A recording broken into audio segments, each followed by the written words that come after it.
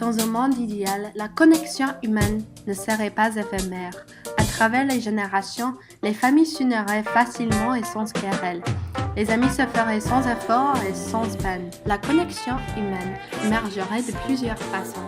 Cela pourrait être aussi simple que de rendre une faveur à quelqu'un d'autre, ou aussi complexe qu'un réseau de connexion, un réseau de liens qui s'entend sur plusieurs générations, sur toutes les familles, sur tous les obstacles et sur toutes les divisions. Nous passerions du temps ensemble en confiant les parties les plus intimes de nous-mêmes à ceux que nous aimons. Ensemble, en tant qu'humains, nous serions sans limite, alors que les cendres peuvent redevenir cendres et que la poussière peut redevenir poussière.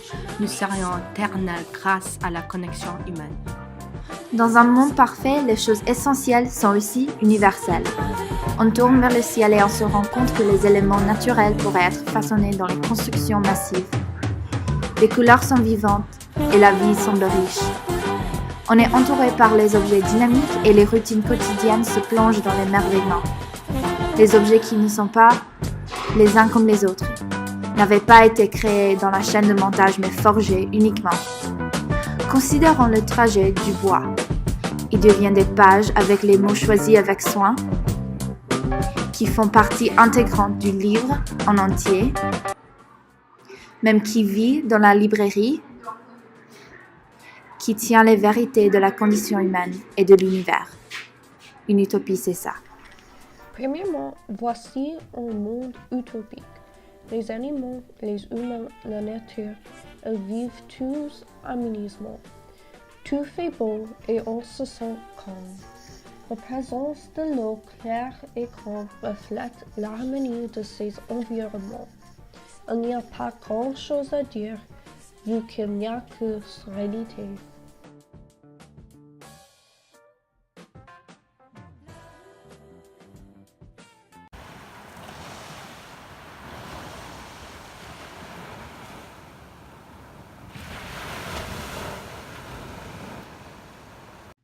Autant que nous souhaitons vivre dans une utopie, nous n'y habitons pas. Nous sommes seuls, coincés dans le matérialisme de notre monde moderne. Nous sommes consumés par l'immensité de la Terre. Au lieu de faire face à l'immensité ensemble, nous sommes piégés dans un état de déconnexion perpétuelle. Nous sommes absorbés par la technologie, par un mot faux sur un petit écran.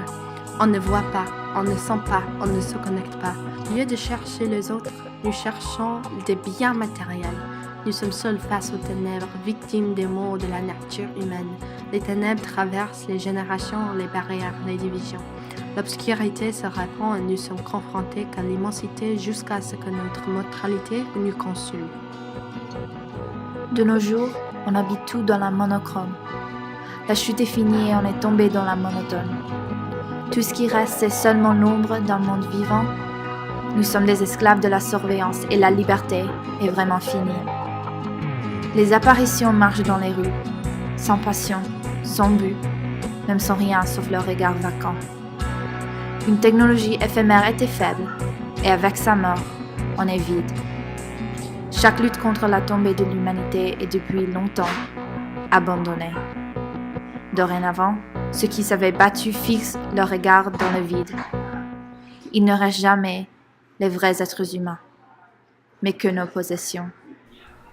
Voici un monde dystopique au sens de la nature. Il n'y a plus d'équilibre entre les animaux et leur environnement. Au sens figuré et littéral, le poisson a quitté l'étang. Personne, sauf des alligators, ne peut survivre dans ce monde. Les humains doivent vivre en déplacement car ils sont constamment en